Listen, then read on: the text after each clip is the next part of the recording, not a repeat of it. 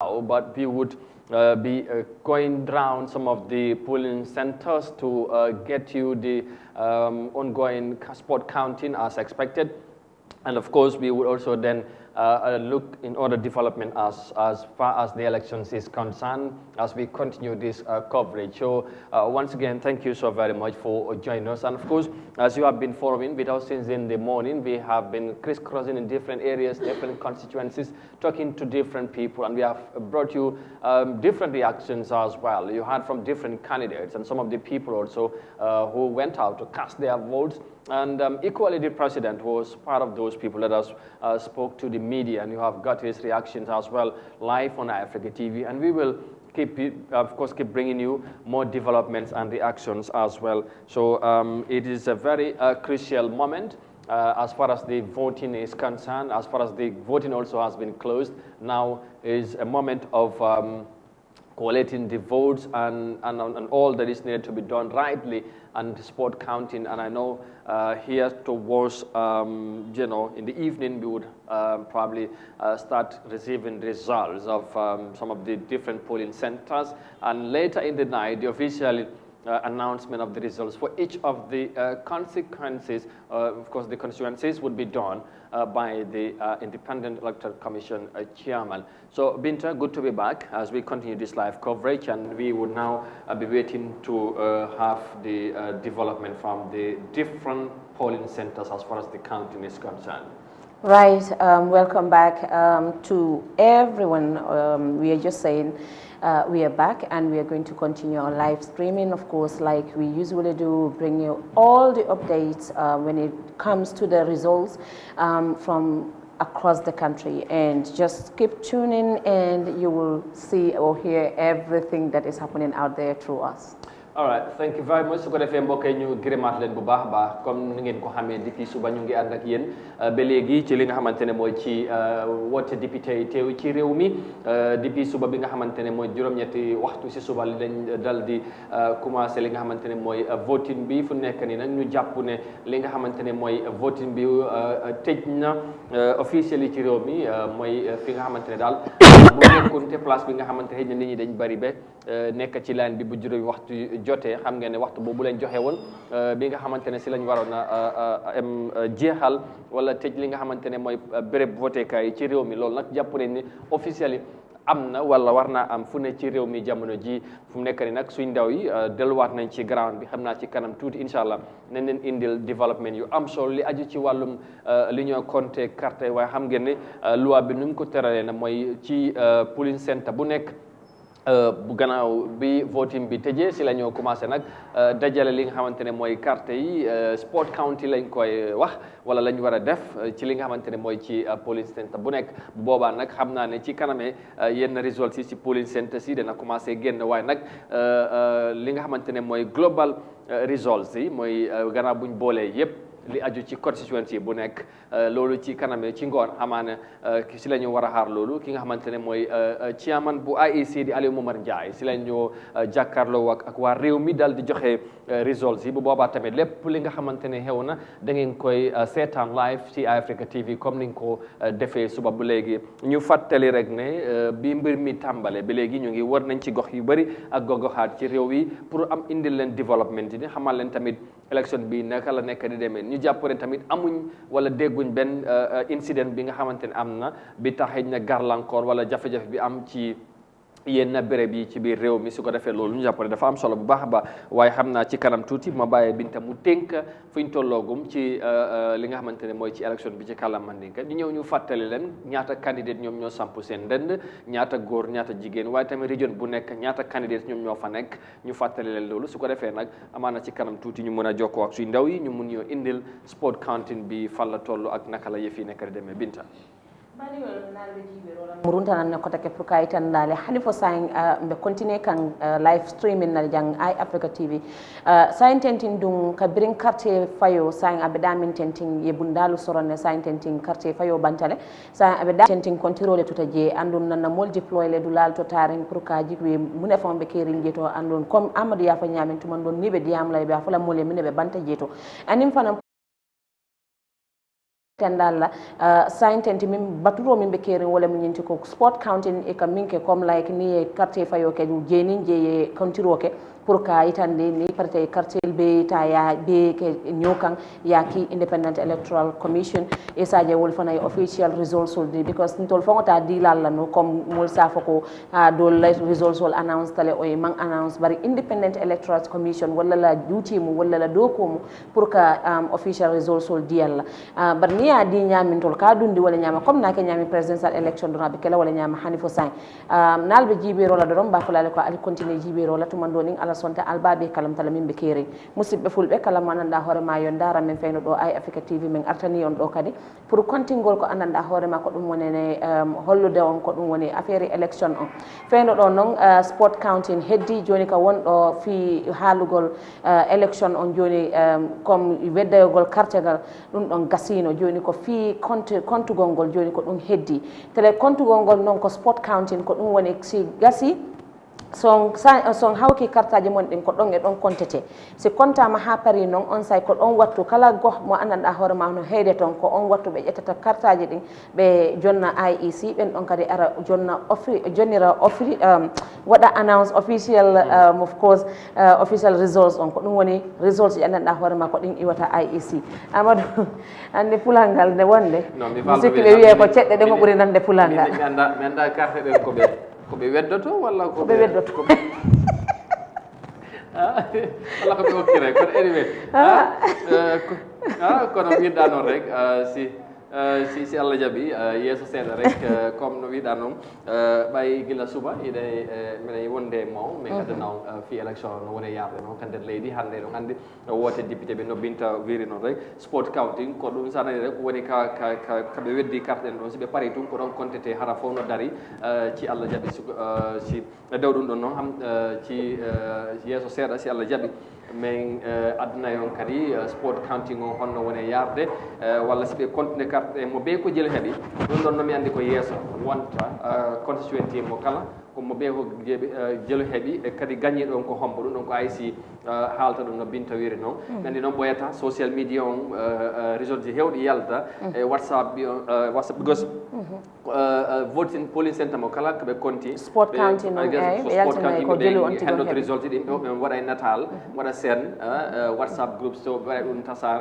ɓe waɗa ɗum tasare ka groupe ɗi hewɗi yimɓe noon hendoto ɗum on tuma noon yimɓe ɓe fuɗɗo wadde jonna kono enen ko IEC woni habbata façon ɗum ɗon ko mamin habbo hay IEC si ɓe pari kamɓe ɓe waɗa annonce résultat ko ɗin ɗon woni résultat ji andanɗa hoore ma ko ni woni waɗɗe wondude e gonga ɗi ɗumen noon kadi mo ɓe ɓay ko jamma noon ko noon yaari just to come back to what we were saying, you want to reiterate very clearly again. I know because it's sport counting immediately after the counting is done in some of the polling centers. I know some would take pictures of the results and start sharing them on the social media, on WhatsApps and on pages and all that. But for us, we are not relying on that, and we are not going to make any announcement here. The announcement of it will be officially done by the Independent Electoral Commission chairman, and which you will watch live on Africa TV later tonight. But for the meantime, as we await for the process of the counting to take place and we hear from our respective reporters on different grounds, we would want to remind you again, as I promised earlier, that you will want to look at the number of candidates that are contesting the parliament elections. And just to remind you, only need 53 members among the over 200 candidates that are contesting the elections. And then, yeah, we will also going to give you the amount of candidates that are contesting in each of the administrative regions, 7 administrative regions across the country. And we're also going to remind you, time permitting, the amount of voters in each of the constituencies in each of the regions as we go along, because this is a very crucial moment. And again, don't forget, as we speak, voting have closed about 42 minutes ago. So right now, in some areas, we want to believe some polling centers might have already been done with their sport counting, but we'll bring you more details of that. So Binta, let's go back to the regions, and you bring us again the list of candidates in each of the regions, and both male and female, so that we would know the amount of candidates and in each of the candidates, how many, in each of the regions rather, how many candidates are contesting there, and the constituencies as well. All right, so the Banjul administrative area, we have 14 candidates, and out of those 14 candidates, we have 2 female and 12 male. Good. And we have 3 constituencies, Amadou, on that side. Exactly. And again, we want to take this opportunity quickly to remind you that in each of the constituencies in Banjul, you have Banjul South, Banjul North, and Banjul Central. So 3 constituencies. In Banjul South, you have 6,248 votes, right? And in Banjul Central, you have 8,371, and in Banjul North, you have 6,750 votes in that constituency, and that would give you a total of... Totaling to 21,372 registered voters. All right. Moving on to KMC administrative area, we have 35 candidates, and out of that 35 candidates, we have 4 female and 31 male, and we have 7 constituencies.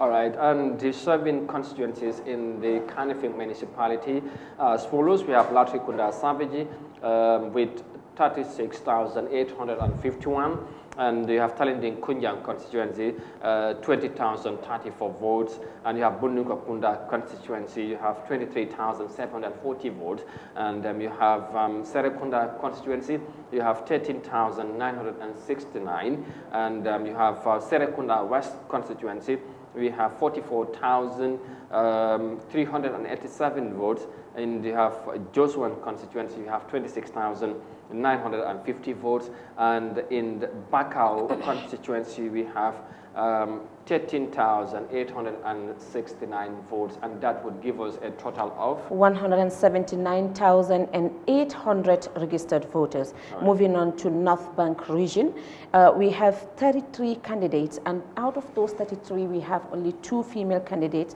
2 female candidates and 31 male. Yeah. And we have 7 constituencies in that administrative area. All right, and in the North Bank region, we have the Sani. We have rather the Lower Nyomi constituency, which have 28,145 votes, and you have also Upper Nyomi, 16,343, and we have Jokadu constituency, 11,357 votes. We also have the Upper Badibu constituency, and of course there is 8,917 votes. Central Badibu, 9,475. So we would continue that in a moment, but we want to talk to one of the returning officers in the Upper River region, Mr. Jawara. Thank you very much, Mr. Jawara, for joining us again. Voting have officially closed according to the IEC, of course, according to what IEC have announced earlier, that voting was supposed to end at 5 p.m. Is that the same situation in your region? Yes, thank you very much once again. Yeah. Voting ends at 5 p.m. in Upper River region. Okay. And then I have visited almost 5 polling stations here in Bate that I witnessed their counting. Okay. And then it went very well. There were no issues in those polling stations that I visited their count. All right. So counting is ongoing, like you said. And when we spoke to you earlier on, you were crisscrossing the region. During the time to the closing time, of course, have you received any complaint from anybody since we last spoke to you? No, actually, when I was speaking with you, I was in Kantora in Garawal. Yes. And then from where I continued my journey, I went to Fatoto, Koina, then I came back to Fatoto Cross. I went to Wuli East. I visited the voting in Pasamas. I visited the voting in Fodekunda. Okay. I visited voting in Brief. I visited voting in Sutukoba. Almost all the major polling stations in Wuli East, Wuli West, and Sandu. I visited, but I have not received any complaint from any candidate or whatsoever. But things went very well and very fine in all those places.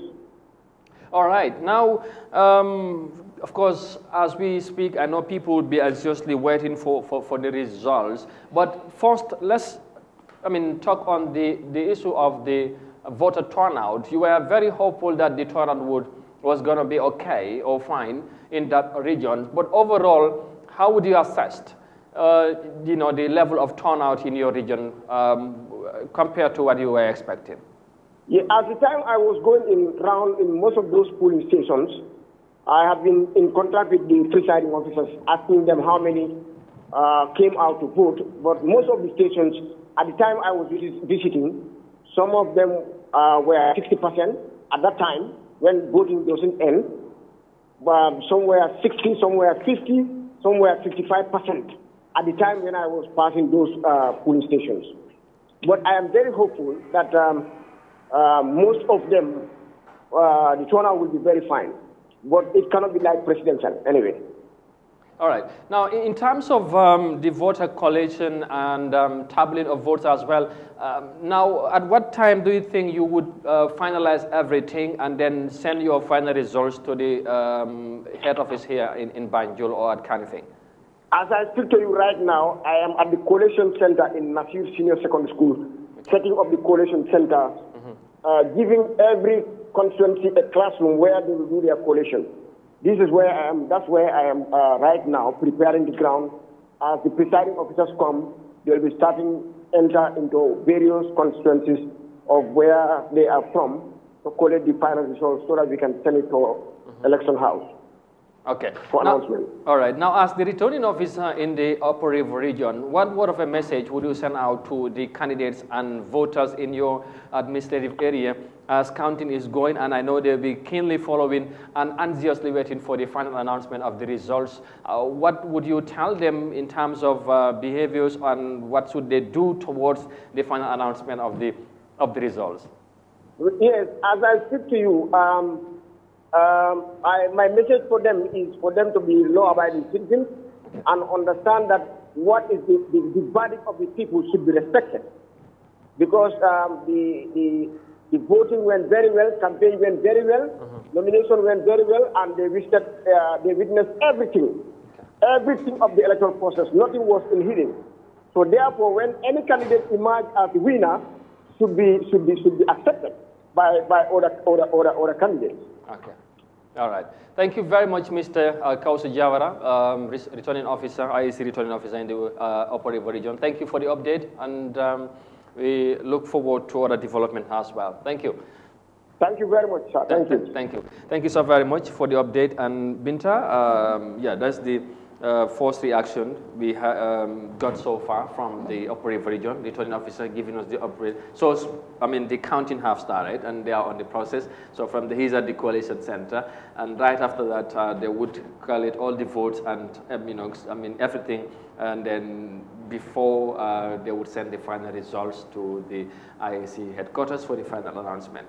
Right, I think that's the process. Yeah. And as spot counting, when the votes are counted already, and I think the regional office would send it to of course, the headquarters, that is the IEC here within the Kanifing Municipal Council, I think. Yeah. And that's the process. So I believe that, like he said,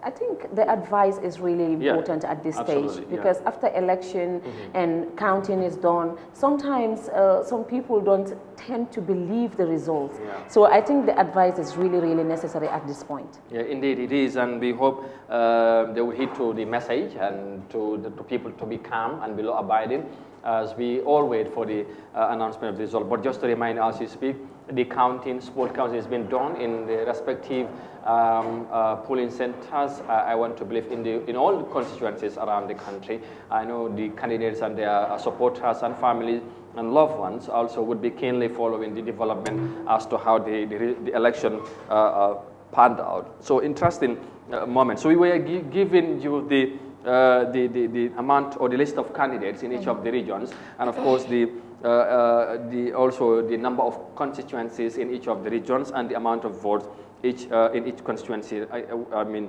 again, so I was giving you the Kerawan administrative area. I've already given you some of it. So I was at Lower Badibu, constituency, where we have 8,917 votes, and Central Baribu we have 9,475.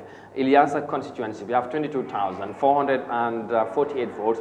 Then you have Sabak Sanjal, we have 12,577 votes. Totaling to 109,262 votes in that administrative area. Great. That is registered voters.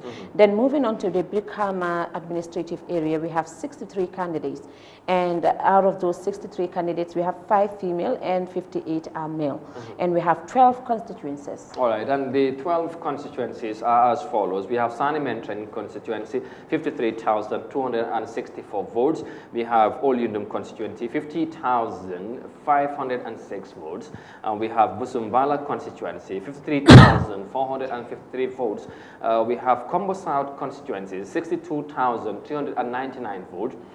We have Brikama, Brikama North constituency, we have 36,755 votes.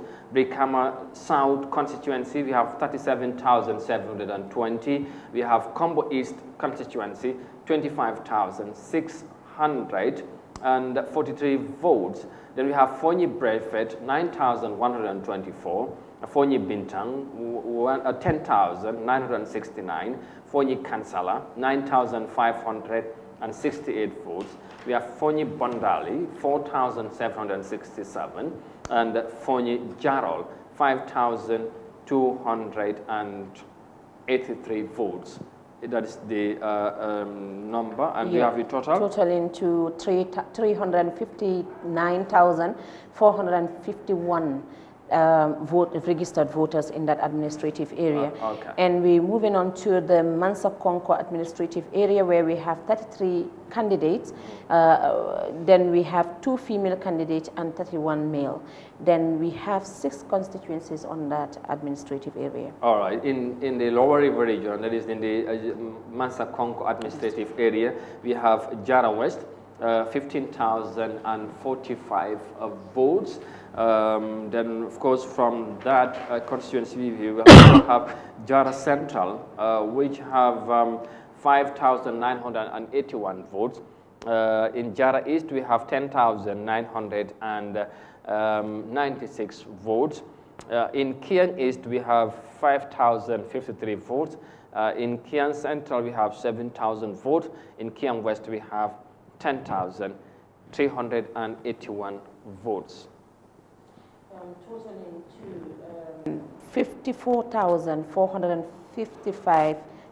56 registered voters on that in that administrative area.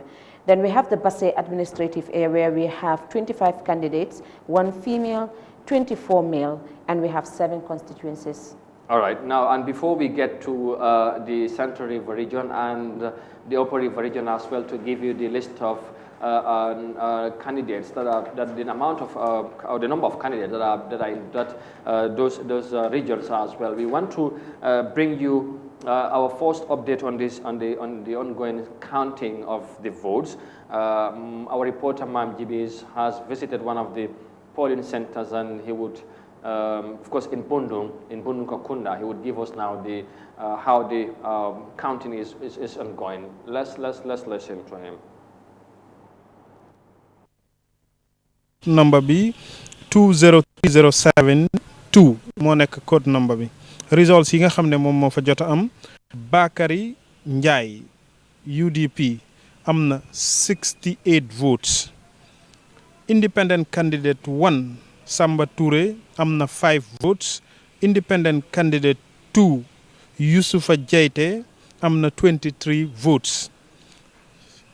Famara Mambouré CA Citizen Alliance am na 5 votes. Souleymane Jammeh APRC am na 264 votes ci li nga xam ne moom moo nekk polling station number 2 ci Bundum Central Mosque. Souleymane Jammeh moo am ndam fi nga xam ne moom moo nekk foofu la sànnee karta ci Bundum Central Mosque. Dinañ leen dëgtal yeneen yi nga xam ne mu ngi xew. Seeku la ñu àndal suñu caméraman Eye Africa TV la election day.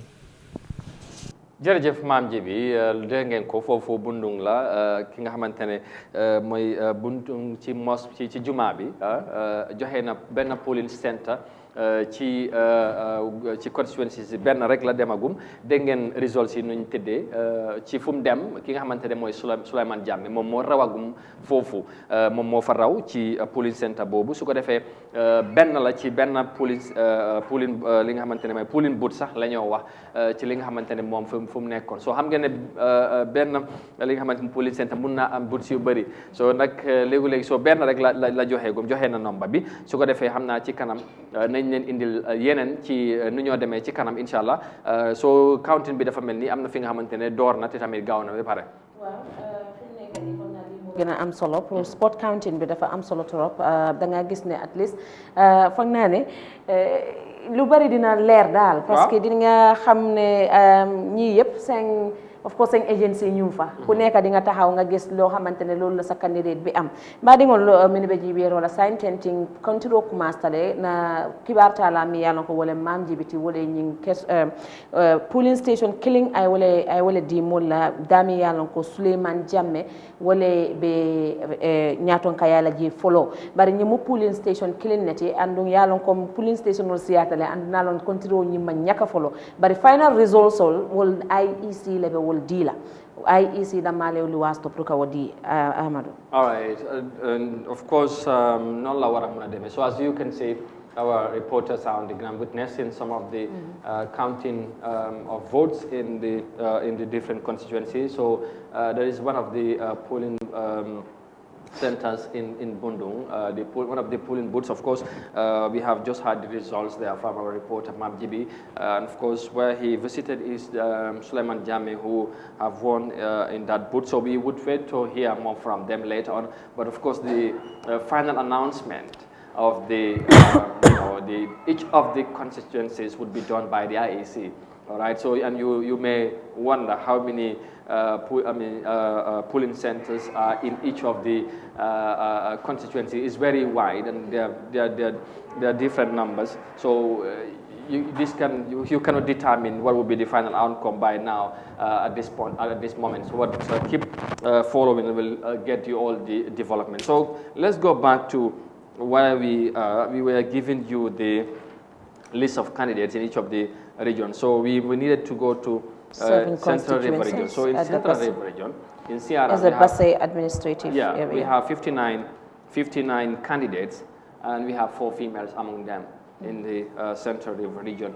And we have, and we look at the constituencies in the Central River region, and we'll give you the amount of votes in each of the constituencies. We have, I think a good number of them here, but let me just give you the constituencies. In Janjambure administrative area, we have Nyamina Dankung constituency, which have 3,784 votes, and we have Nyamina West, 5,085 votes. We have Nyamina East, 13,181.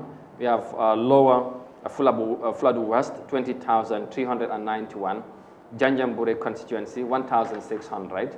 And then we have Upper Fuladu West, 24,701. Lower Salum constituency, 8,792. We have Nyanija constituency, 5,030 votes. And we have Nyani constituency, 11,137.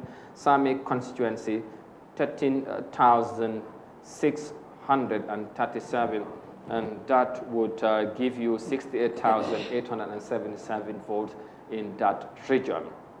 And finally, to Basse, we have 25 candidates in the Upper River region, and only one of them is a female candidate. So, and in Basse, we have 2, 4, 6, 7 constituencies as well. So, Jimara, to start with, 23,052 votes in Jimara constituency. In Basse, you have 22,792 votes. Then in Tumana constituency, we have 16,995 votes. And then we have in Kantora constituency, we have 18,382. Then we have Sandu constituency, 13,044 votes.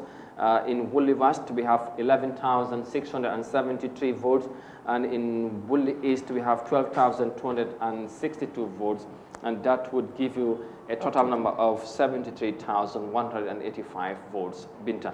So this is the number of votes or candidates, I want to say, in each of the constituency. And overall, we have the total votes altogether. The voter list is 962,157 registered voters across the country. All right. So this is the situation as we speak. So we have about we have of course 246 candidates all over the country in different in the 53 constituencies contesting among themselves. So the election has been done and completed. Now is the counting of votes for each of the candidates. That's what is ongoing right now. And we would also keep you updated on the counting of some of the constituency in some of the polling centers, so you would know what is the outcome of the elections in some of the areas. So dafay am solo fu ñu toll mooy fàttali rek ne élection bi jeex na officially tëj nañ li nga xamante ne mooy élection police station si fu ne ci réew mi ci luñ yaakaar xanaa su fi nga xamante ne xëj na li xewoon sukuta moo xewoon waaye loolu ay sin duñu ko nangu because nee nañ loolu sooraale dañ ko te lépp def nañ lépp luñ mun bee ñu ne waajal nañ ko bu baax ba pare tamit the issue of low voter turnout nekkoon na tamit a concern.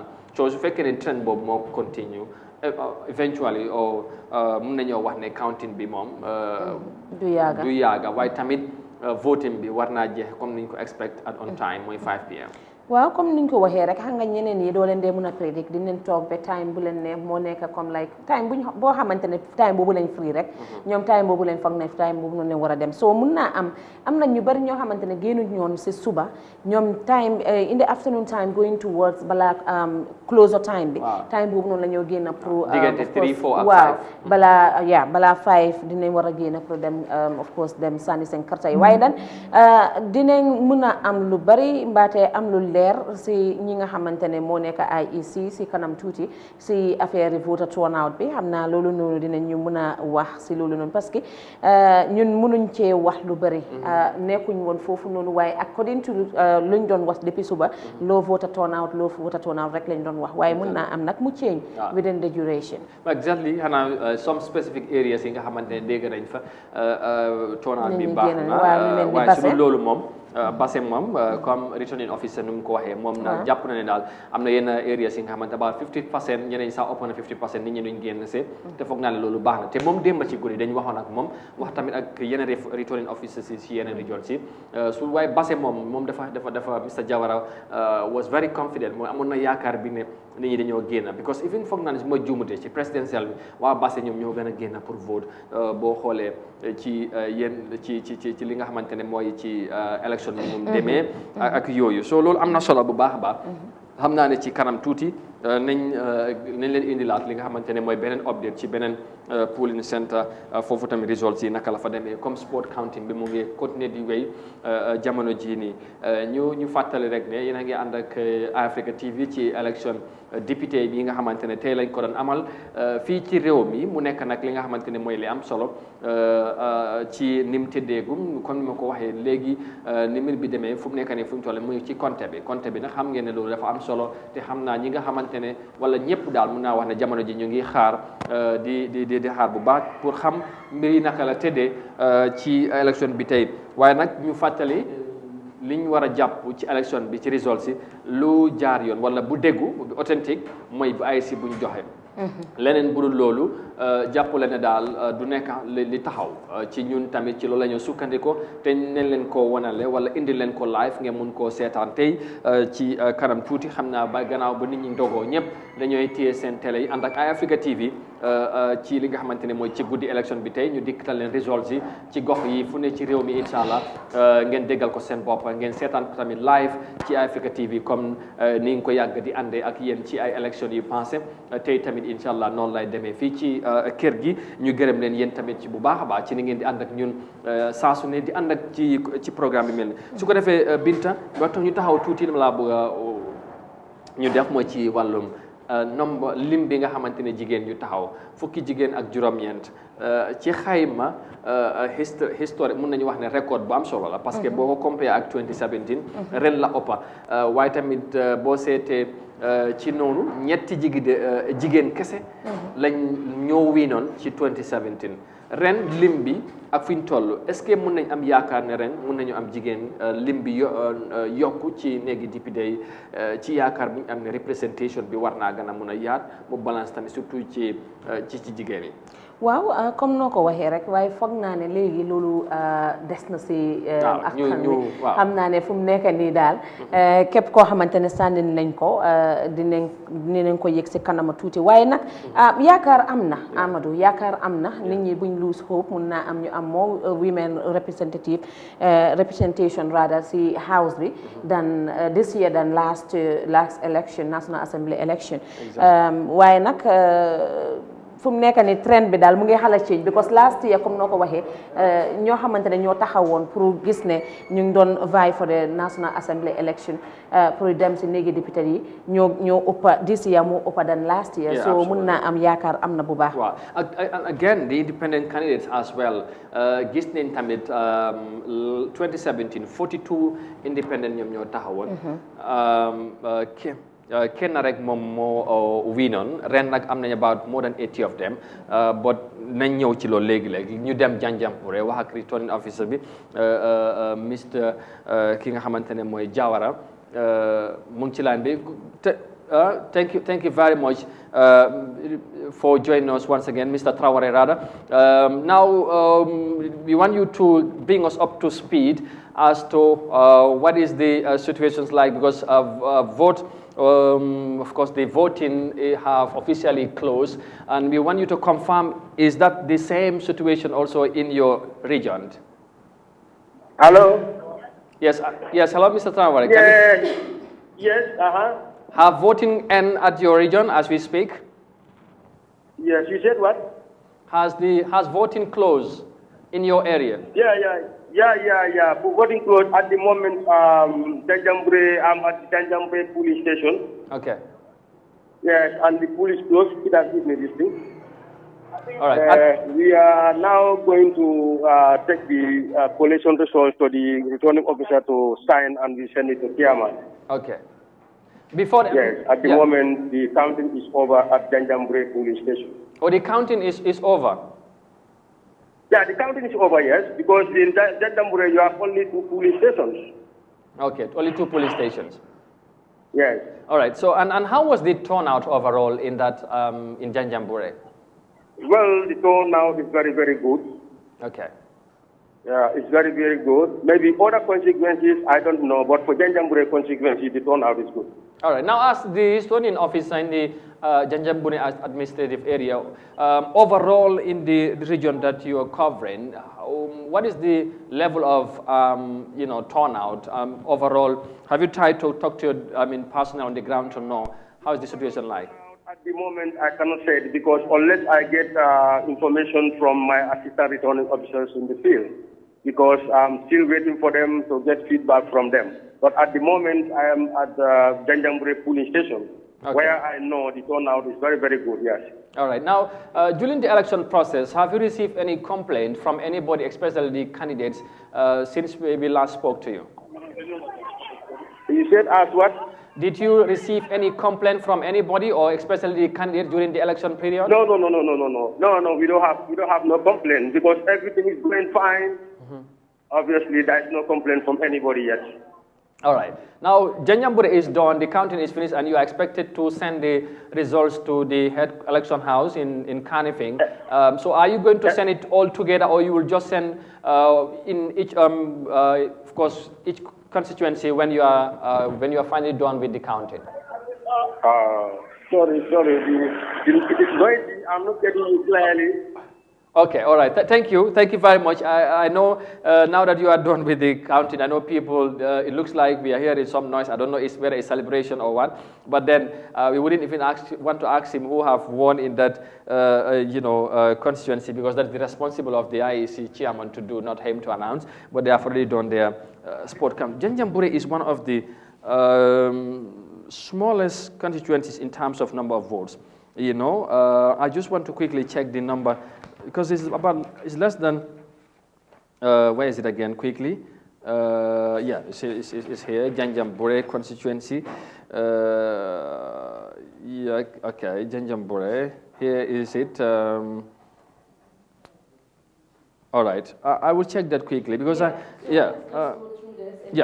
So that our viewers exactly. also would know. Janjanbureh is about 1,600 votes, so that's not something. They have only two. No wonder only it's two an island. stations. Yeah, so they have done. Now they are sending the final results to. And I believe everyone knows who won exactly. at the administrative area. Yeah, he said the noise is too much. That's why he is not hearing as well.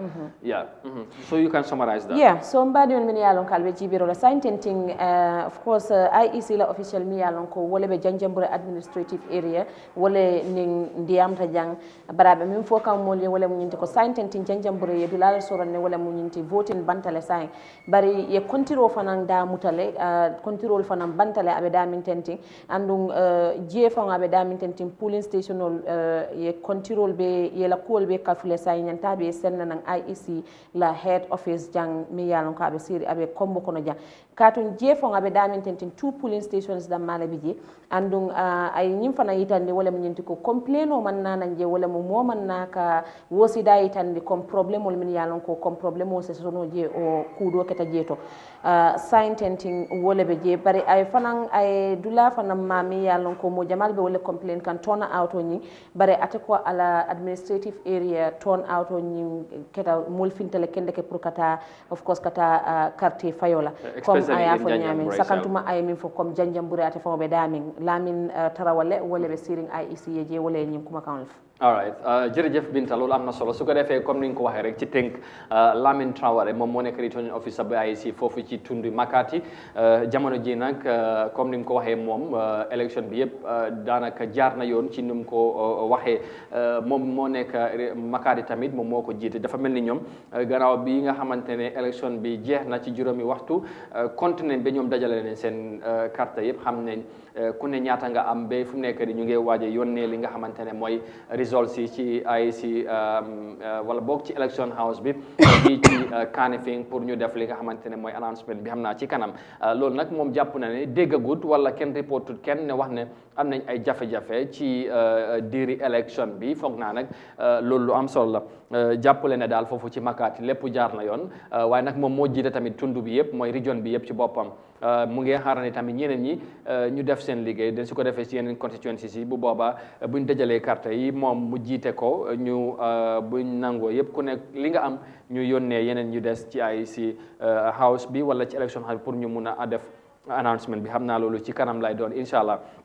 ci noonu ñu wax ne Janjanbureh bokk na ci constituency yu néew la ci nombre ay carte ñoom daanaka bariwul junne ak juróom benn téeméer carte moom moo nekk ci Makati moo tax ñoom ñoo gën a daanaka élection bu nekk ñoom ñoo dee njëkk a pare yónnee li nga xamante ne mooy seen résultat si te announcement bi lu gën a bari ci man bi Makati la dee commencé. waaw soo xoolee ñaari polling station loolu yomba naa compter parce que comme noo ko waxee rek ñaari polling station moom ak ay 1000 plus registered voters war naa loolu noonu yomb na torop compared to other region yi nga xamante ne ay junne ñoo fa nekk ak ay polling stations yu bari ñoo fa nekk dafa jafe torop pour ñu teel a pare waaye Janjanbureh fu mu nekk nii comme noo ko waxee gars yi pare nañ te fu ñu nekk nii daal comme noo ko waxee moom mu ne amul benn problème boo xamante ne right now ñu ngi ko compiler foofu waaw exactly so noonu la ñoo continuer di ànd ak yéen incha allah jokkoo ak returning officers yi waaye tamit ak suñ ndaw yi nekk ci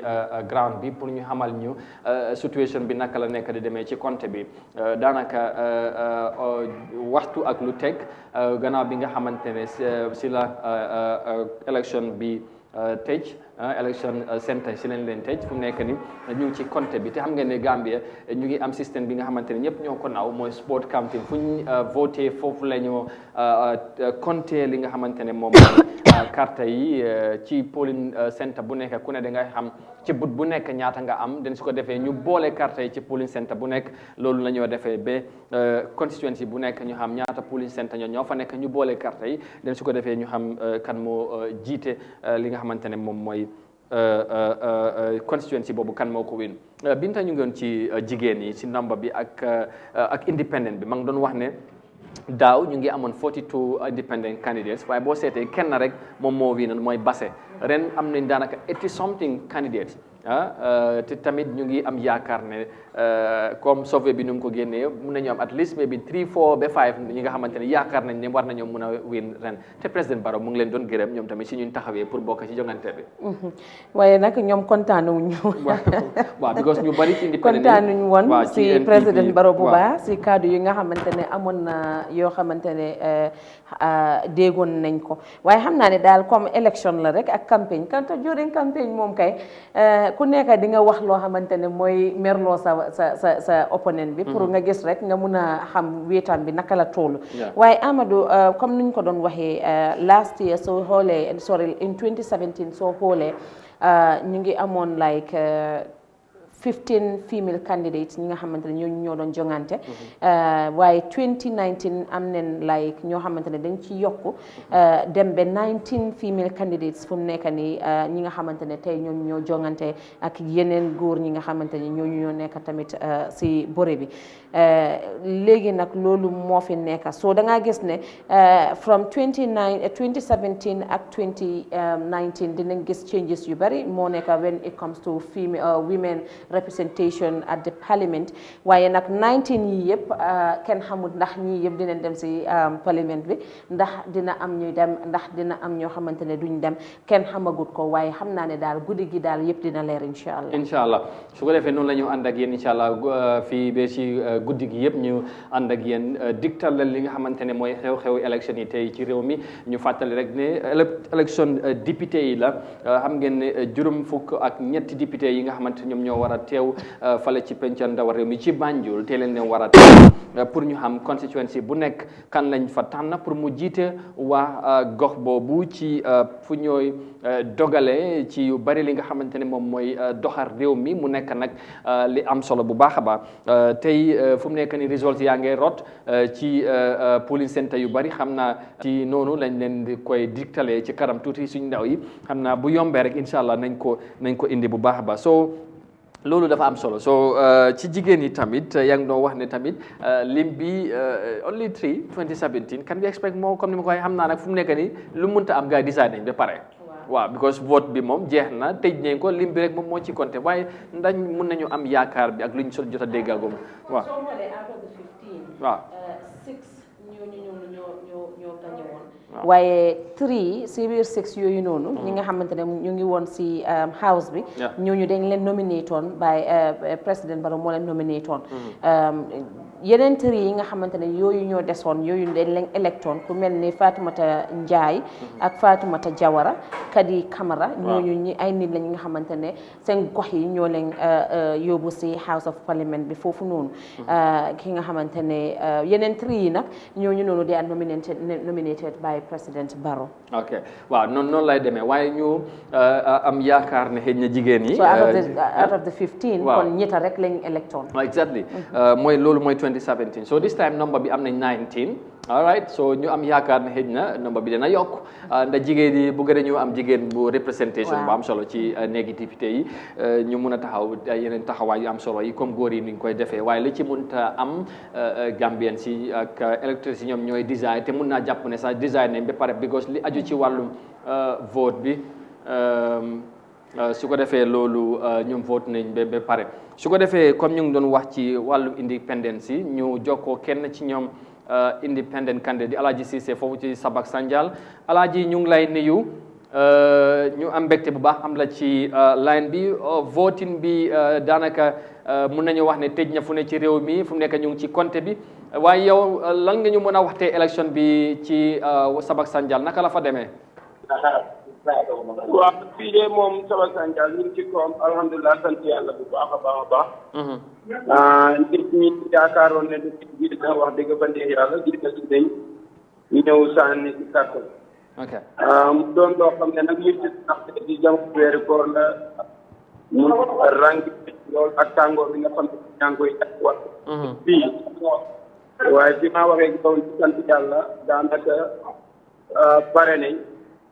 ak ñaari pour ñoom dañ jot a result. Waaye yi ci def yëpp jotaguñ nañ seen result.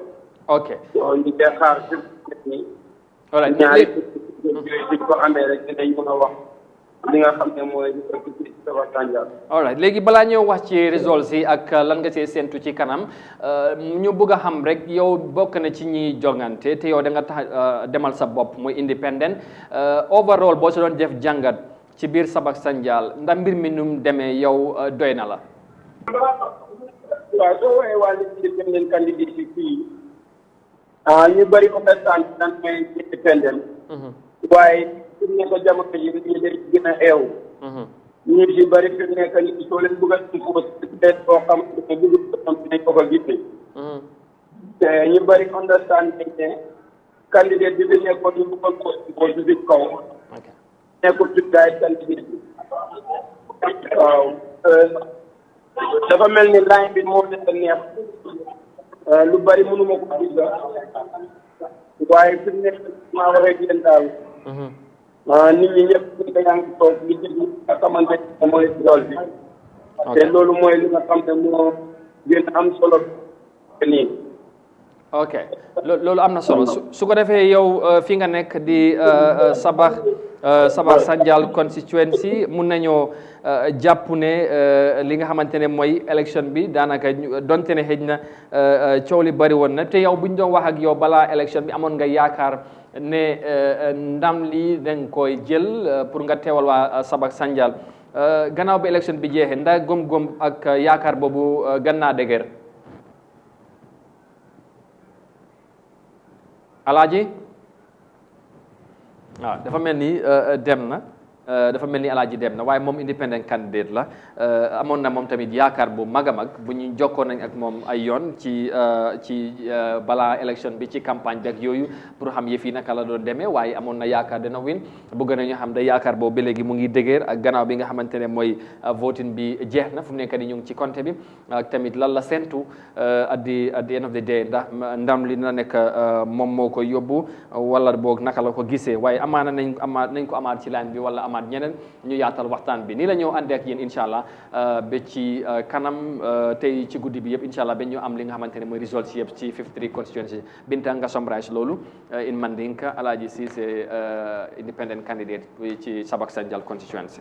Baningol wala mo Alhaji Ceesay ci independent candidate Sabak Sanjal bari be min fo kan wala munyenti ko ay of course comme molna kaccata dula jamal le to anda be min fuitandi kan no wala munyenti ko aketa molti mi yano ka jikita bake pour ka gagner ala administrative area o on safo ka la constituency rada a gagner ave gagner la jele bari bitum comme ka fa nyami ño borin nane na buka fo ko ibe borin nale e ka fa la dorong mbe boyro kelale o be mol borin nale bari bitum abebe senala ñin sutole bari a yafale comme saintentin jefanan kontirolu commence tale silange be result sol le batukan abe damin tentin sila wala be kere ok loolu am na solo su ko defee kon dañ ko waxee xam nañ ne results yi bari fu mu nekk nii ci yeneen polling centre yi ak mu ngi root ci yu bari xam naa ne du ñàkk tamit ngeen koy gis ci yeneen kon ni ma ko waxee surtout ci social media bi ak WhatsApp groups yi ak yooyu waaye loolu yëpp amul solo li am solo rek mooy ñu xaar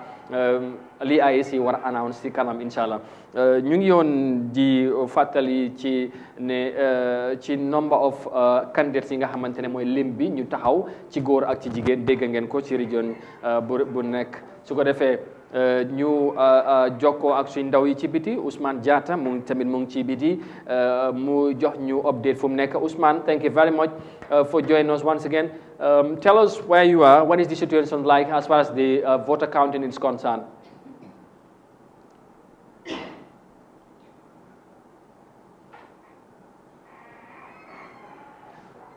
Osman? All right, we will try to link him back quickly so he can also get us update on the polling center where he is within the Greater Banjul area, of course, and we would know how is the counting process going in that area, and we would keep you posted as we keep bringing you this live coverage of the 2022 parliamentary elections here in the Gambia. And just to remind again, there are 53 seats that are being contested for, and among the contestants is about 200 candidates, and we have given you the list of candidates in each of the administrative regions, and and the number of constituencies and votes as well, and that's quite very interesting. Binta, xam naa ne mbir mi fu mu nekk nii yaa ngi koo topp bu baax a baax surtout nag ci wàllu compte bi fii moo gën a interesting parce que fu mu nekk ñëpp ñu ngi dañoo yàkkanti di xam pour ñu xam seen candidat bi ñaata la am waaw.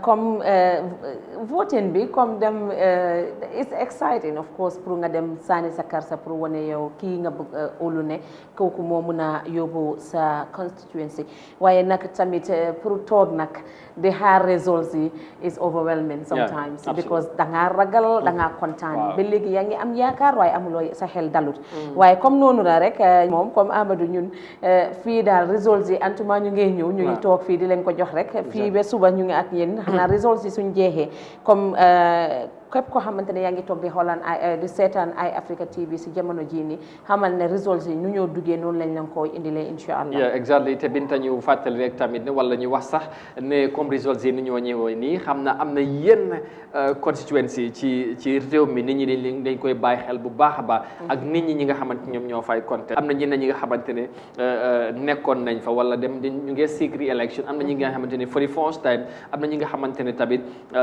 surtout li nga xamante ne mooy nit ñi dañ leen di bàyyi xel parce que ci nuñ mel la ci réew mi ci wàllum politique bi for exemple soo demee Joswan constituency xam nga foofu ñu bari dañooy bàyyi xel Sirif Sarr ak MC Cham nga dem Old Yundum fi nga xamante ne Old Yundum constituency Abdoulaye Cissé mu ngi secret election ndax because ci beneen parti la bii noonu 2017 mooy UDP this time NPP la ndax nit ñi nañ ko sànnilaat loolu tamit ñu bari nañ ko bàyyi xel noonu la nga dem Busumbala cool yi bari woon na foofu tamit Sekou Ba Jaaju mu ngi secret election but most interestingly Mamadou Sabally foofu la bëggoon a dem ay si jàllul ñu reject ko cool yi bari foofu tamit am nañ independent candidate bi nga xamante ne daanaka UDP ñoom ñoo ko ngembu moom tamit nañ ko bàyyi xel bu baax ba constituency boobu tamit naka lay demee right nga dem fu mel ni comme Talinding foofu tamit the same thing Fatmata Jawara UDP la ñëwaloon this time NPP nga dem Latrikunda Sabi the same thing Seku Marong ak ñeneen ñoom ñi nga xamante ne GDC lañ nekkoon so dana nekk lu interesting ci yenn gox yi nga xamante ne nit ñi nañ ko bàyyi xel bugg a xam naka la mbir mi di demee ci élection yi ren loolooy dëgg parce que ñooñu dañu nekk ay nit ñi nga xamante ne ñu leen di bàyyi xel bu baax comme noo ko waxee si biir réew mi balaa even laata élection bi sax ñu bëri during the campaign period mbaata during the nomination ñu bëri ñu ngee bàyyi xel si ñi nga xamante ne ñooñu nga tudda nii waaye nag comme dee bi jot na bés bi jot na ñu ne bés bi su jotee rek yëpp ay leer comme léegi nag bés bi jot na voté neen ba pare léegi fu mu nekk nii comme noo leen ko gisee si seen screen yi counting bi moo nekk de go on now xam naa ne fii bala suba di soobee yàlla each constituency di ngeen xam kan moo gañe ak kan moo gañewut loolu dina leer nañ balaa suba incha allah su ko defee nga summarize loolu rek ci kàllaama Mandinka den su ko defee nga dóor ko tamit ci pol bi léegi xam naa nag koor gi fu mu nekk Binta mbaɗil alɓe ay afrique le jiɓe kan hani fo bi ka faale doron kontiro wolɓe kering andon aɓe continue kanne hani fo sa mbarinte official results di lallano sciententing bari bitun comme amadou yafano ñamen on social media of course alɓe results ol jelale katum sport counting them andum each polling station nin counting bantaje doron alon ko results ol le ka di andu ka jalen modol yeta ye natali ye ke on social media moɓe ya lon ko ñin ay ñinne soto ñin polling station but ntole official of course information o dilallano IEC responsibility wala bari amadou ye kuule fo jam yalon ko kumata baake molle bi je min yalon ko fanan ibe ñin ñobori ngo kono molle min yalon ko mol ye hakilo tu ato ye hakilo tu ito baakele min bu ko Joswan constituency Latrikunda constituency Kataye constituency dol hani independent candidates dol faw mol be hakilo tu kan e kan baakele Serekunda West andu ñim constituency lati min yalon ko mol be hakilo tu kan je candidates and West also nit ñi nañ ko bàyyi because CDA has been the dominant force in that area moom so yaa ngi am my party GMC party la bi yaa ngi am the party's former spokesperson Tida Kijera léegi mu ngi ci UDP ñoom moom moo fa taxaw so moom ñaar exactly his former party leader so foofu tamit naka lay demee it will be very interesting to know ndax waa Wuli West they will maintain Sidia or they would want to go for someone new or for somebody else but we will get to find that later on Serekunda West tamit boo fa demee ki nga Madi Cissé mu ngi seek re-election but yaa ngi fa am ki nga xamante ne mooy ñun Nene Freda Gomez bu Citizen Alliance ak ñeneen ñi nga xamante ne PDOIS tamit am nañ fa kuñ fa sampa di anti Fatou Sow li nga xamante ne mooy jaay moom tamit bokk na ci ñuy jongante ci élection bi so yooyu yëpp ay gox yi nga xamante ne nit ñi nañ koy bàyyi xel exactement yaa ngi Serekunda constituency parce que foofu tamit léegi mu ngi dem te Halifa Sallah foofu la nekkoon te waa Serekunda moom bu Halifa laajtee moom daanaka mooy loolu gars yi loolu la ñoo wax ndax this time am na ki nga xamante ne moom lañ fa samp ndax PDOIS dañooy continuer di téye toogu bi wala ki nga xamante ne mooy Yakumba wala ki nga xamante ne mooy GDC ku fa taxaw wala NPP ñoom ñoo koy gagné loolu yëpp mu ngi ci suñ kanam fu mu nekk nii vote si design nañ ba pare li ci des rek mooy ñu xaar gars yi compté ñu xam ku ne ñaata nga am bu boobaa announcement bi bu ko ay si di def ñun yëpp ñu déggandoor ko ñu xam ne diw moom moo gagné ci constituency bu nekk waaye du ci yem dañuy xam tamit ku ne ñaata vote nga am su ko defee bu boobaa dañuy xam mbir mi naka la demee loolu mun nañ koo xaar incha allah ci kanam lay doon gannaaw ndëgu xam naa ne pour ñëpp ñu mun a sawar mun a xaar li nga xamante ne mooy announcement results si Binta loolu ci kanam incha allah min andin naw rek ok mi falno haalde pular kadi kono faɗen taw faɗɗen ha yesterday because Ousmane jatano ka téléphone o adnañ update so Ousmane, thank you again quickly we just want to know where you are and so you can tell us the voter count or the vote counting, how is it going and what is the result so far where you are?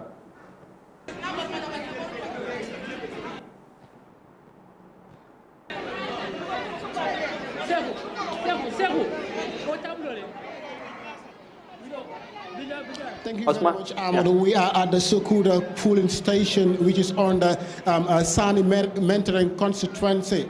As we know, when we get here, we were informed that voting has stopped and counting has already been conducted, but some are still trying to verify the votes and doing other jobs with regards to accumulation of the votes. But as we know, voting has ended by 6 p.m. Because voting started by 8 p.m. and ended by 6 p.m. It was a 9 hours period. But as I told you earlier, the voting was not very effective in most part of the country. But it turns out that at this particular place in Sukuta, which happens to be under a Sani mentoring constituency, it's like the turnout was a bit better here because as I speak, I could see party supporters of different parties around me and equally as well party agents from different places. In fact, we have seen some members of some parties jubilating, but we are yet to confirm what they're jubilating, or we may not be the right persons to tell that because we would leave everything in the hands of the IEC. Absolutely so, Usman. That's what we are going to do. Like you said, we are not going to make any pronouncement as of now. All is the right of IEC to do. Now, of course, is counting still ongoing where you are?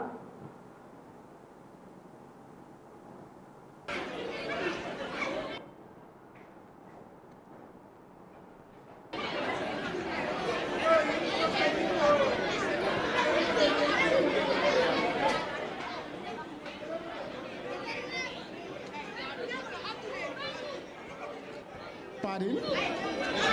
Yeah, yes, I think, Usman, we would try to, I was just asking because whether counting is still ongoing in Sukuta at the polling station where you are, or they are verifying the results. What can you tell us about that?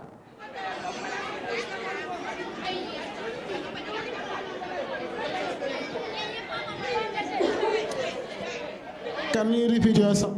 Well, I think Usman is struggling to hear me now, but I would just want to say, I hope you can hear me now. I'm just asking whether the vote counting is still ongoing at the polling station in Sokoto where you are.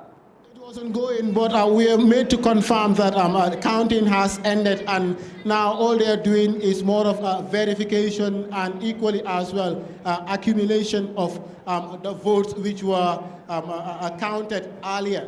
So with regard to that, I am now joined by one of the party agents of the UDP, who is just here. Sir, you've witnessed the accounting process earlier, and the whole process. What can you talk to us about it? And what is your whole perspective now that counting has ended and they have accumulated? Thank you very much. So far, so good. Alhamdulillah, Rabbil Alameen. This venue is called the... Well, we have a bad connection there, but I know he was trying to give us the update, but we will quickly see if he can...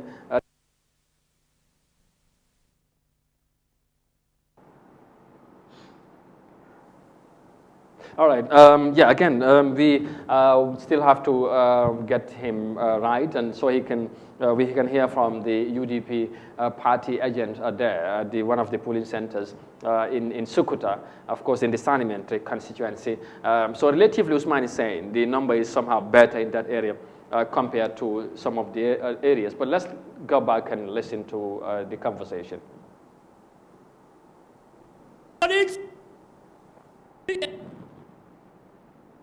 Polling agents have already informed us that we've swept everything throughout. UDP is victorious. So I want to know, like, what was your take on the whole process? Was it free and fair? Do you think the election went well, as stated by the IEC, that they are working to make sure that the election goes well? Alhamdulillah, today the election was not like the presidential because the place was congested. Right now, it was very free and fair. We are totally satisfied. And what made you to say that it was very free and fair? Because of the spot counting. Okay. Yeah, and we all verified, which is very transparent, so, and we are satisfied. So what do you think, the IEC, what difference do you see in today's spot counting with that of the presidential election? Because during the 2021 presidential election, it was the same spot counting that was conducted. In fact, it was aired on TV. Which I say emphatically no, because it was different. Today the polling station, the polling ended 5 o'clock. All the polling was ended. Last time we went up to 1 a.m. night time, and we are fighting. People are grumbling, so which was not fair to us. But could you blame that on the nature? Because like people were many compared to today.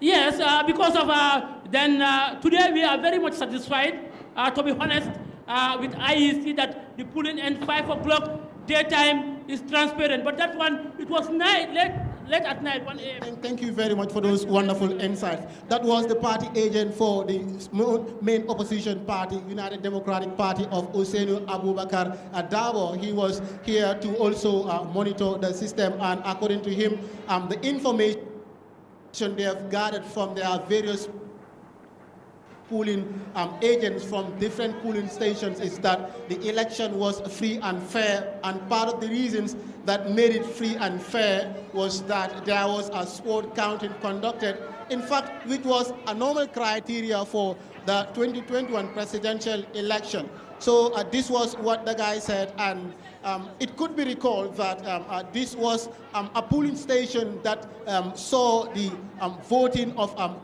electorates from 8 a.m. in last year to 12 a.m.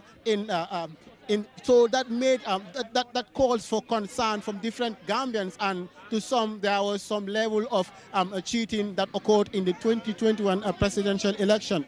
But this time round, it's a different narrative. It has ended by 5 p.m. and everyone has witnessed the counting, and all that they are waiting for rather is the counting of votes by the IEC, Amadou. Thank you very much, Usman, for that update. A very satisfied party agent there of the United Democratic Party. So he's very competent. Of course, he has praised the process of the election this time around. According to him, is completely different from that of the presidential, because everything was done, in a free and fair, transparent manner. And of course, the counting also was done on the spot. So that makes the difference according to him. And I think that's quite very interesting. So you heard him there. This is in Sokoto. Right, and Sukuta is very interesting. Last presidential election, of course, we all knew what happened there. Yeah. Chaos, voting went on till around 1 a.m. till 1 a.m. And like what this he says. brought chaos among the people around there, saying that some of them would not vote because the voting, of course, had to close by 5, just like now. But then he's saying, compared to the last presidential election and now, he's really satisfied this election than the last election that was done. Indeed, that's what he says, and that's quite interesting. And also, adequately, he sounds very confident that the party he represents has won almost all the polling centers that they have confirmed. They contacted their party agents, and that's the feeling they are having right now. So we will get to know what is the final outcome of the Sani constituency when the final results have been announced later on tonight. So basically, this is what we are witnessing right now. So ko defee rek comme ni ngeen ko déggee léegi ci suñu ndaw bi Ousmane mu ngi foofu ci Sokuta ci benn polling center foofu Sokuta nag bokk ci fi nga xamante ne mooy ci Sani constituency jot na waxtaan ak kenn ki nga xamante ne mooy ndawal UDP bu fa teewal seen candidate bi ci polling center boobu gannaaw nag li nga xamante ne mooy luñ jotagum ñoom gannaaw buñ compté ba pare moom jàpp na ne ñoom ñoo jiitu te tamit am nañ satisfaction mooy ni mbir yi demee doy na leen te tamit kontaan nañ bi su ko defee ñu jokkoo kenn ci candidate si tamit di Musa Cham bu PDOIS candidate fu Serekunda constituency PDOIS ñu fàttali ñoom ñoo amee toogu bi Halifa Sallah foofu la nekkoon moom lañ taxawal di Musa Cham Mr Cham ñu ngi lay nuyu bu baax am mbégte am la ci line bi yow bokk nga ci ñi nga xamante ne ñoom ñooy jongante foofu ci Serekunda constituency tey lan nga ñu mën a wax ci élection bi naka la tëddee ndax am nga ci satisfaction. turnout bi baax mu doon turnout bi baax. ok waaye résultat yi ngi ñëw. waaw waaye ni ñoo ñëwee nag yaakaar nañ ne suivre nañu. ok waaw waaye nag mënuñ see wax lu bëri. ba ñu jot lépp. all right apart from the issue of voter turnout bi nga wax la baaxut ndax amu leen leneen li nga xamante ne xëj na war ngeen see neexul leen wala jàpp ngeen ne loolu warutoon am ci élection bi nu mu demee but lan nga mun a wax ci loolu. amaguma nag benn information. ok ba dëgg la yàlla amaguma benn information. all right waaw all right balaa élection bi jàppoon nañ ne amoon nga yaakaar lool da nga win li nga xamante ne moom mooy Serekunda constitution bi parce que yéen a amee toogu bi ndax yaakaar boobu ba léegi mu ngi ak yow. nga ne. ma ne balaa élection bi amoon nga yaakaar bu baax ne da ngay win li nga xamante ne mooy Serekunda constitution bi pour nga teewal leen ci néegi député yi te tamit parti bu nga bokk di PDOIS seen parti leader secretary général di Halifa moom moo fa nekkoon tey yaakaar bi nga amoon balaa élection bi ndax yaakaar boobu nga amati gannaaw bi nga xamante ne mooy bi élection bi jeexee. mooy dëgg yaakaar boobu lañ am. te nit te ñu waa Serekunda lañ. waaw. ba pare waa parti lañ. te foog am nañ sañ-sañ bi nag pour laajte mbooleem lu nit war a laajte. du ko xam war nañoo am sañ-sañ bi ñu dem laajte ko. suñ jiitale suñ kilifa yi muy ñu mel ni honorable Halifa Sallah seen liggéey bu rafet bi ñu liggéey ci politique bi ak ñun itam man kasula laa woon ma am li ma liggéey suma boot mu da résultat suma boot wane na ko so loolu moom jiituñ si woon daal. ok léegi fu mu nekk nii ñu ngi compter carte yi résultats yi yaa ngi ñëw ndànk-ndànk lan moo nekk yaakaar bi ak ci li nga jotagum ak fii ba ci kanam lan ngay séntu. yaakaar bi mooy dañuy yaakaar ne dinañ win.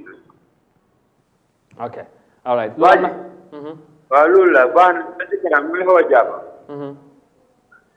ok léegi balaa ñu laa bàyyi quickly rek lan ngay dénku sa parti supporters yi ak waa Serekunda comme xam naa fii ba ci kanam IEC war a déclarer result bi lan ngay ñaax nit ñi ak parti militants yi pour ñu def ko ok dafa mel ni dem na waaye ñu ngi ko gërëm bu baax kooku mooy Moussa Thiam nekk candidate bu PDOIS foofu ci Serekunda constituency ñu ngi ko doon wax rek Binta Sanka fii tamit nit ñu bari ñu ngi koy bàyyi xel waaw parce que Halifa Sallah wax naa ne daanaka saa yu mu contesté foofu Serekunda moom moo koy gagné this time moom demul am ki mu samp di Moussa Thiam mi léegi nag waaw so this time nag ñu am yaakaar tamit ne xëy na xamaguñ ne mbir yi demee waaye xam naa ne bii tamit bokk na si constituency bi nga xamante ne ñi am koo bàyyi xel bu baax a baax waaye comme na mu ko waxee rek mu ne liggéey ju baax bi nga xamante ne honorable Halifa Sallah def na ko si Serekunda am na yaakaar bu baax comme dina jàlla incha allah mu dem represent ko foofu noonu si National Assembly bi te lu mu wax tamit si affaire yi voter turnout bi mu ne comme dafa lootoo baaxut dara loolu nag xaw ma naka la moo affecté results yi because léegi voter turnout bi su nekkee ne baaxut rek daf dee affect results bi somehow because ñun ndaw ñoo xamante ne ñoo génna dañoo séedoo karta yi def di over séedoo si diggante candidates yi nga xamante ne ñoo fa taxaw so xam naa ne daal lépp dina leer comme ni ma ko dee waxee rek guddi gi balaa bord de set yëpp dina leer dinañ xam kan moo gagné foofu noonu si constituency boobu noonu tamit. All right, thank you very much, Binta. We were talking to Moussa Thiam, who is the PDOIS candidate for the Serekunda West constituency, or Serekunda rather, Serekunda constituency, and of course. Prior to the election, he was very confident he was going to win, and we just asked him whether he still have the same belief or confidence of winning. Of course, he has, as you may expect. That's very obvious from each of the candidates right now would be very, confident that they are going to win. But the counting is ongoing, and the results I imagine from the different constituencies and different polling centers. So as we wait for the final result. So, I mean, one thing that he is not happy about is the voter turnout. For him, the turnout has been very low in Serekunda, and but I mean, again, he did not give us any reason as to probably why the turnout was low.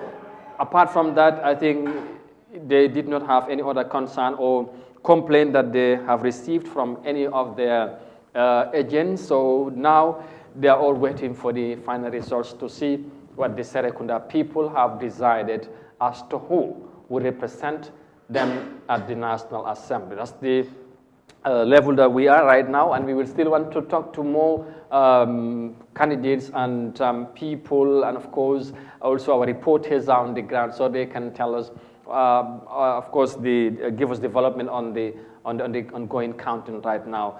So suko defe Binta nga summarize lolu in Mandinka and probably Fula as well quickly. Mba folo la dami yalon ko jele mu sukutati na kibaru tala mi mu Usman Jatate atata no jele ko take bari sukuta Abdullah helti mi yalon ko during presidential election of kantiro tatale 1 am and nyin keta no kulte mi yalon ka ay mo jamal jakale jeto fo problème o do lafta non ka ke jeto bari comme anin ila pooling agent mi yalon ko wole be siringe je scientist nga ba fo kanne ko yedula kontiro kele du ila pooling station el be to le bari comme ijikita le to UDP e to le gagneta wo dulato bari bitung abe mi fana yitandika wala mu nyinte ko election o e to lajje is free and fair wala mu nyinte ko tata silo la nyanta tala nyami e to kontanta ko wala le bari bitung e be kontande mbakele katunga buko e to le gagneta wo constituency nyinto je bota ye nin PDOIS la candidate mi yalon ka be Serekunda dami yalon ko fang Halifa Sallah be lori non je sang a withdraw ta sang ay mole londi jeto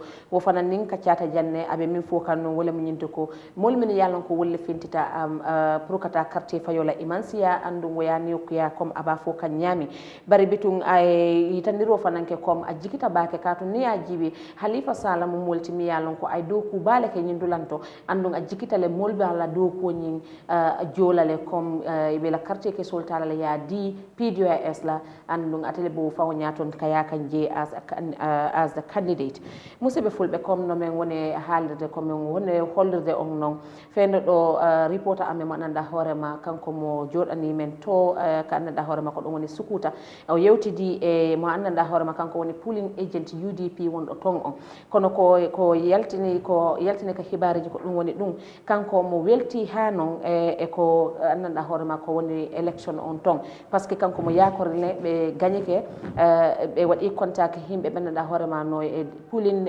station didan ananda horema fo be dari ton kono be halani be ko ambe gagni dum don fo se be konti fo feno do non kankadi mo hollirde be welti parce que kambe be ile hande e hikka o National Assembly election no waɗi free and fair comme no foti yarde noon ko noon yaari te presidential election noon haade ɓe weltaki moƴƴa sabu ko dulama ananda hoorema vote noon yahno ha heede 1 am eyyi tele ɗum ɗon sakkuno ha probléme ji buyi wanno ɗon ka andanɗa hoorema ko ɗon woni sukkuta yahugol e PDOIS candidate mo andanɗa hoorema ko on tigui darani Halifa Sallah Sarakunda West on ɗon kadi yewtidi e men fenede ɗo kande studio ko woni hollirde ko ɗum woni yimɓe yaltuɓe ɓen pour hollirgol yahugol votugol ɓe ɗuuɗani moƴƴa yimɓe ɓen yaltani moƴƴa pour yahugol votugol tele ɗum ɗon no wayni welani mo moƴƴa kono noon o wi kanko mo jogui jikkene Halifa Sallah ligge ɗo waɗi Sarakunda constituency ton Sarakunda West constituency kanko mo heɓi jikke yimɓe ɓe yoɓaymo ɗum ɗon teɓe votanaymo pour o yaha o waɗa ɓe represent ka National Assembly Amadou a jarama Binta si tawi noon woni ɓe yoɓaymo walla ɓe yoɓanimo laaɓay seeɗa laaɓay yeeso seeɗa si Allah jaaɓi ɓay fenɗo votugol ngol fof gasi fenɗo ko kontugol ngol ko ɗum ɗon wona si tawi kadi ɗum ɗon paari heddo ɓe haalno yimɓe mo be ko jelu heeɓi ɗum ɗon ko yeeso seeɗa te ko AIC watta ɗum ɗon kono noon min anditi noon kadi regional returning officers ɓe ɓenɗa hoorema région mo kala ko AIC joƴƴiniɓe toon ko ɓen yahata e kamɓe e parti e jenɓe ɓen ɓe jooɗo ɓe compta yimɓe ɓen kadi ndaara ɓe anda mo ɓe ko jelu heeɓi kamɓe noon si ɓe calculi ha ɓe paari ɓe andi mo kala ko jelu heeɓi e gañiɗo on on tuma noon ɓe waɗa final décision ɓaɗamo sen ka AIC on tuma noon ciyama noon jemma mi andi yeeso seeɗa si Allah jaaɓi kanko o waɗa announce final results on ko ɗon noon ɗoye ɗum mi yaada e moom min jonnon kadi update siɗi goɗɗi kono min woni waɗi noon gila bimbi min haldi e candidate ɓe hewɓe min addi tadi kadi returning officer ɓe hewɓe wonɓe ɗo ha Basse ha Makati kañuma e Mansa Konko ha kadi ko woni wadde kon Banjul fof on yii gila bimbi no min woni waɗide noon ko noon min yatta e moon si Allah jaaɓi ha jemma ha anden constituency 53 ɗi andanɗa hoorema ko ɗimɓe woni poɗodirde no min anda noon kadi noon candidate ɓe ɓuuri temeɗɗe ɗiɗo ko kamɓe woni e ɗaɓɓude julle ɗen ka National Assembly ko honno noon yarata fewn ɗo min andi fayda haray paari ɓay carte ɗen fof weddama ha paari fotɓe winde ɓe wini ɓe andete yeeso seeɗa si Allah jaaɓi. Yeah, so once again just to remind you again you are following the live coverage of the 2022 parliamentary elections in the Gambia, and the voting have closed barely 2 hours ago, and since then the counting is going in different areas or different constituencies in the country. And I know right now the returning officers and some of the party agents and the election observers and the media are witnessing some of the counting in some of the polling centers.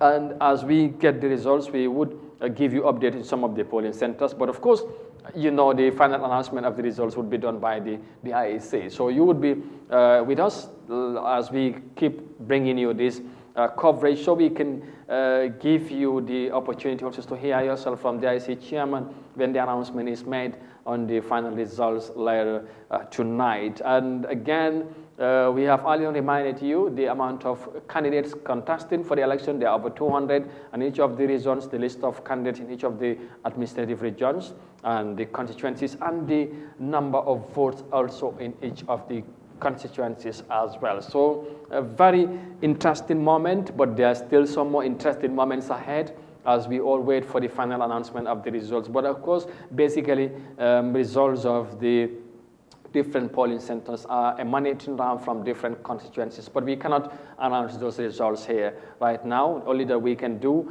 we can only wait for the final announcement of the results later on.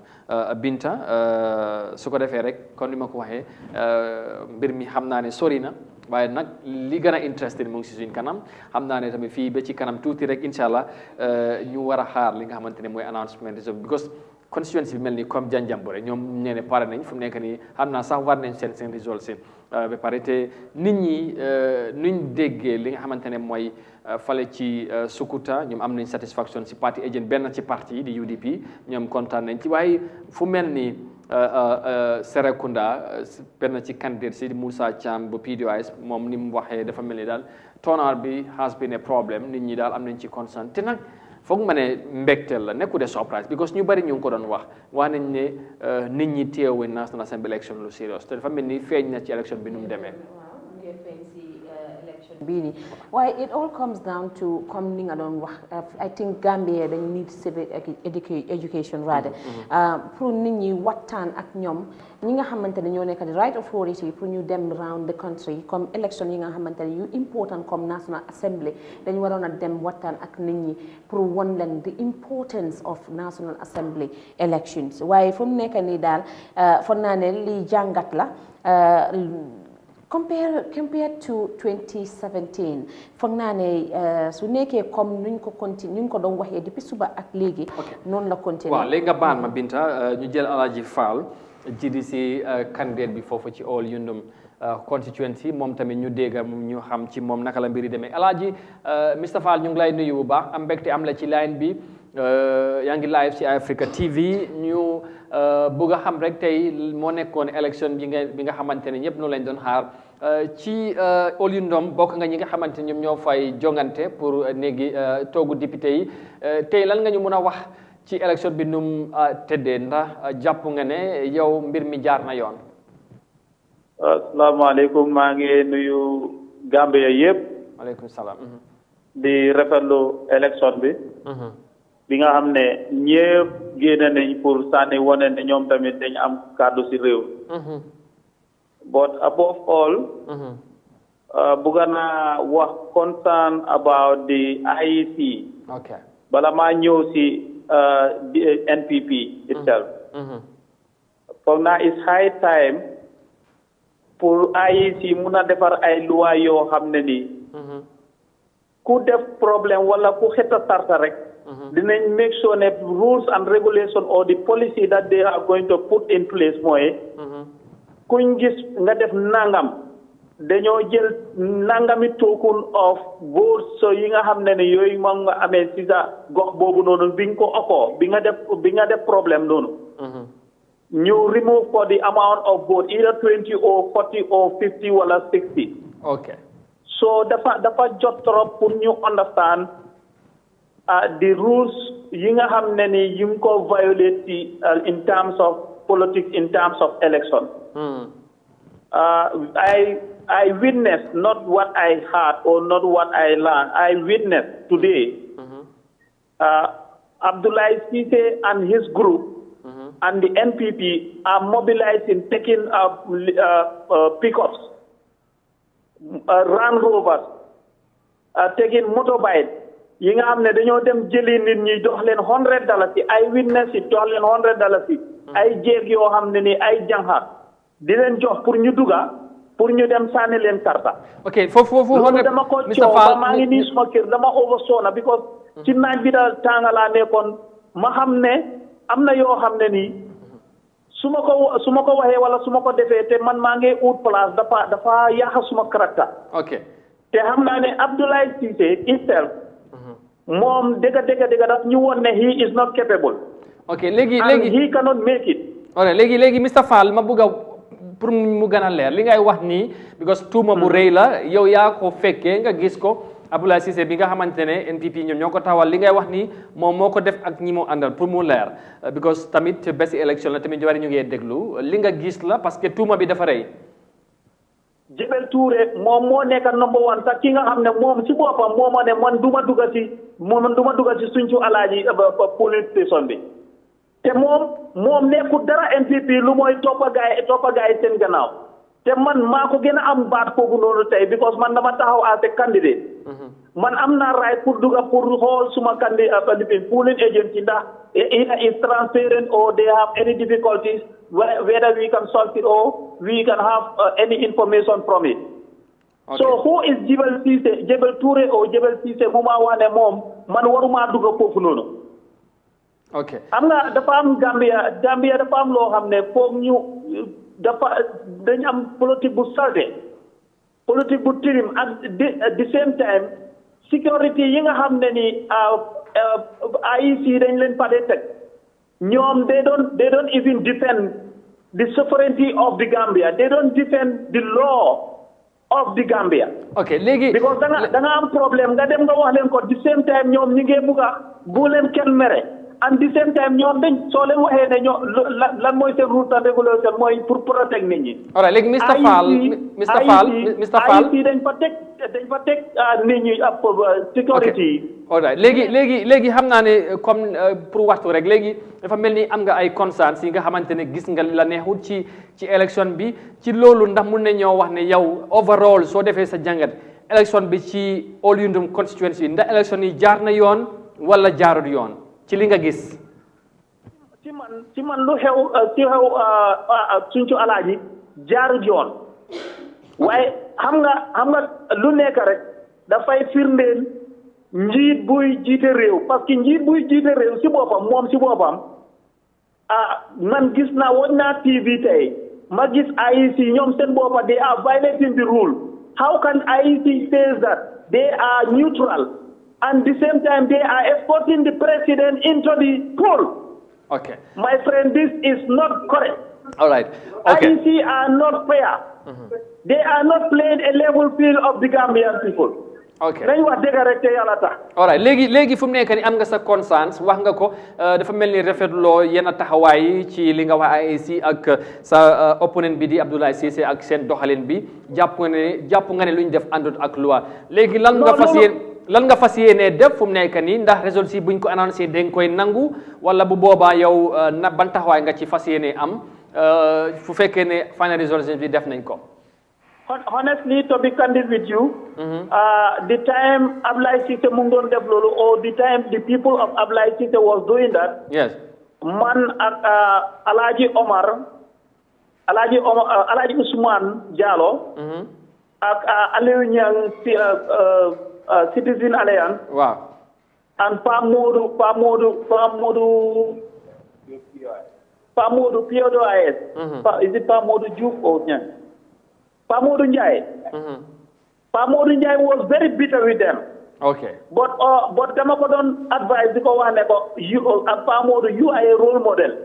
These people cannot destroy your name. So please do things civilizedly as a citizen and at the same time follow the due procedures yi nga xam ne ni. Yes. Yow da nga ko war a toppa. All right. Now what do you? We have record them, we have video them, we have camera them. All right, now what do you intend to do? Now, loolu laa bëgg a wax am rek lan ngeen fas yéene def comme am ngeen complaints ak concerns fu mu nekk nii ñu ngi compté te xam naa ci kanam ñu ngi xaar pour ñu announce results yi ndax yéen buñ annoncé results yi non may ma rek buñ annoncé results yi ndax da ngeen koo nangu wala am na li ngeen fas yéene def gannaaw buñ annoncé results yi. No, for this moment, I cannot say anything. I can only say something when I contact Pa Modou Ndiaye at this moment. I cannot tell you anything at this moment. Because more than use mobile, the camera, and then we was communicating with Halifa Sallah. Okay. And if Halifa Sallah call us and then trying to advise us or we take any action, we will able to do it. All right. Yes. Okay, Alhaji Fall, thank you very much for the update. Just to remind you that he is the GDC candidate. So apparently they have raised some concerns there. Binta, All Yundum constituency complain dafa mel ni foofu lañ tamit suba amoon some issues si suba si. dafa mel ni Sinthiou Alhaji tamit comme ni nga ko déggee ci Alhaji Fall moom ni nga ko waxee wax naa nag tuuma bi tuuma bu mag la waaye rek léegi li ci des mooy ñu xaar.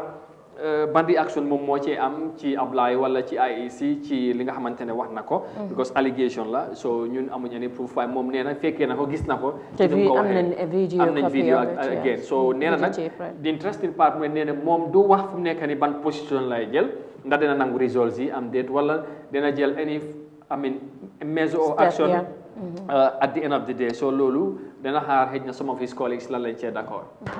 waaw comme ni mu ko waxee rek lu nekk fa na Gambie dafa am luwa lu nekk na jaar ak luwa rek konka loolu happen na comme ñoom nuñ ko waxee te ñu ne they have a videotape of it foog na evidence la boo xamante ne mën nañ ko tenda to IEC and then lu nekk rek dañu am ay luwa yoo xamante ne fii nii il faut que the courts are here of course you can contest about what had happened or what you have seen as long as you have evidence at the court so all of these things are really of course, they are really necessary if what you are saying is the truth.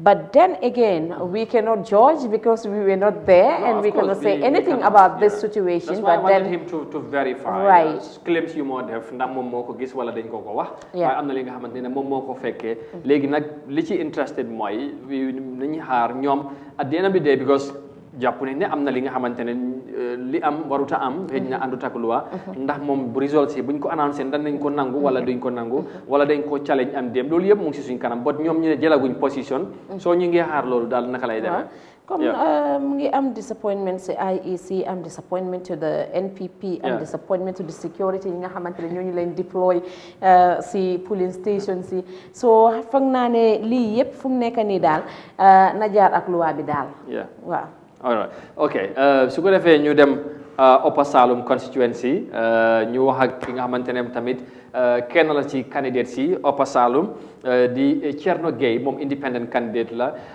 Cherno thank you very much for joining us the voting have closed and counting is ongoing we are one of the candidate contesting in Upper Salum constituency tell us what did you make of the voting process today as far as the elections is concerned?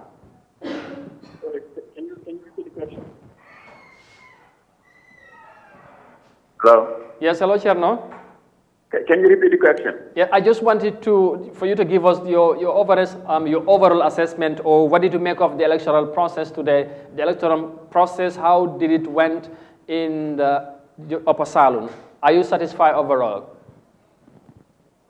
Yeah, I am actually satisfied. Okay. I mean, we did a great job. We did a clean job.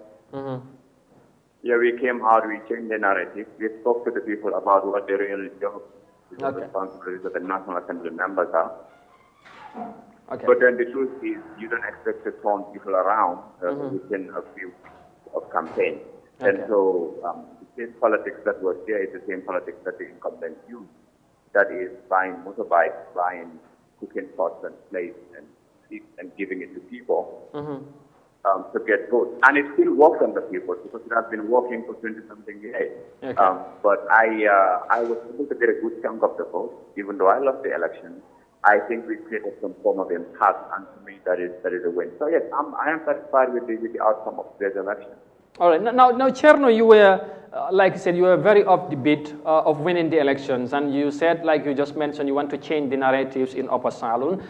But in the issue of voter turnout also, there has been concern in some area. But are you also satisfied how people have turned out to cast their votes today? Sorry, come again with that issue of? The voter turnout, were you satisfied also with the way people came out to vote today? Yeah, the issue of voter turnout. I mean, we have 11,000, I think, registered voters in Salum. Yeah. And the total voter turnout today is not more than 8,000. Wow. Okay. All right. So so I don't know what the impression is. It could be this place is really hot and then polling stations are somehow far. Or maybe people are just kind of tired of being, jacked around by politicians over issues. And, people who just keep telling them, we will do this, we will do that, we will do this, we will do that. But at the end of the day, when they win, they disappear and they are never seen until the election cycle comes back. All right. Now, finally, I know you might have already started receiving results in some of the polling centers. And like I said, you were very confident of winning. Are you still with the same confidence? It's really hard to hear you. I cannot make out what you're saying. Can you hear me? No? Yeah, I was just saying that I know the counting of the votes is ongoing, and I probably believe you may start receiving some of the results of the in some of the polling centers. So, considering you were confident prior to the elections, are you still with the same confidence of winning the seat of Upper Salum? Hello. Well, I'm afraid we might just. All right. Thank you, Cherno, for the update. I know we would hopefully try to get you back later on. So, got a little more situation before we upper salary. Mom, he's satisfied overall. I'm with Ben other issue. Maybe the further turnout tamid is a concern. Relatively is low in that area because money is about 8,000. So, say the upper salon. Where is it again quickly? Well, upper salon, I'm about 9,268. So, mungi one is less than 8,000. More. ñoo fa génn but su fekkee loolu sax soo amee 8,000 is good even 5,000 is good su compare to luñ gis other areas so Binta xam naa ne élection bi léegi li si gën a am solo mooy results yi te xam nga ne ñu ngi ci weeri koor ndogu bi soreetul xam naa gars yi nag balaa ñoo mën a déglu baax biir yi fees so ñu summarize rek tëj xam naa ci kanam gars yi xaar ñu waaw lu ñoo def rek mooy xam naa lu bari li nga xamante ne des na pour wax dinañ ñu waxaat ko konka du li nga wax rek la léegi fu mu nekk ni compte bi mu ngee dem léegi ay ici la ñoo xaar pour official results yi comme nuñ ko dee defee saa su nekk official results yi once they are in dañ leen di connect live pour ñoom seen boppa ñu gisal ko seen boppa déggal ko seen boppa su paree ñu analyse wax ci tuuti rek bàyyi independent electoral commission def seen liggéey moo nekk affaire yi compte ji parce que ñoom rek ñoo mun a wax official results yi fu mu nekk nii Amadou jërëjëf xam naa balaa waxkat yi mun a wax ak tamit compte kan yi mun a compte seetaankat yi mun a déglu bu baax dégga mooy biiri fees loolu nag foofu lay toll léegi su ko defee loolu dañoo jël break su ko defee bàyyi leen ngeen ndogu ak ñaanale ndogu ak jàmm den su ko defee incha allah ñu dellusiwaat continuer election coverage yi fii ci Eye Africa TV ñu nag yéen ba ci kanam a kanam incha allah ñu xaar ay si joxe results si 53 constituency yi nga xamante ne yooyu moo nekk ci réew mi ak tamit ñi nga xamante ne ñoom ñoo ci doon jongante ñu xam ku ne ñaata nga am ak ñan ñoo wen del su ko defee liggéey bi continuer Gambia dem ci kanam ñu dem ñëwaat incha allah ci kanam tuuti lay doon jërë ngeen jëf ba ci kanam.